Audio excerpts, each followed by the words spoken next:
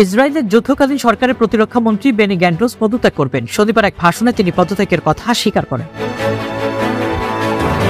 প্রতিবেদনে ব্রিটিশ সংবাদ সংস্থাটি জানায়, গেল মাসে গ্যান্টোস রক্ষণশীল প্রধানমন্ত্রী বেনিয়ামিন নেতানিয়াহুকে একটি ডেডলাইন দেন, যা ছিল ৮ জুন। এই সময়ের মধ্যে গাজা যুদ্ধ পরবর্তী পরিকল্পনা করার কথা জানান তিনি। নতুন পরিকল্পনা জানাতে ব্যর্থ হলে গ্যান্টোস পদত্যাগের কথা স্বীকার করেন।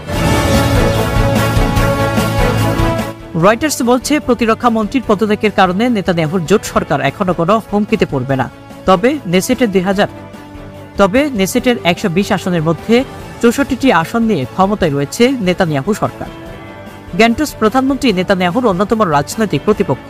এমনকি তিনি গত বছর যুদ্ধকালীন সরকারের অংশ নেওয়ার আগে দেশটিতে অন্যতম প্রধান বিরোধী নেতা হিসেবে পরিচিত ছিলেন। গ্যান্টোস তার দলের সমর্থন হারালে আরও চাপে পড়বে নেতানিয়াহু।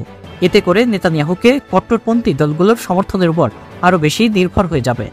আর কট্টরপন্থী দলগুলোর উপর তেমন খুশি নয় ইসরায়েলের পুরনো মিত্র যুক্তরাষ্ট্র।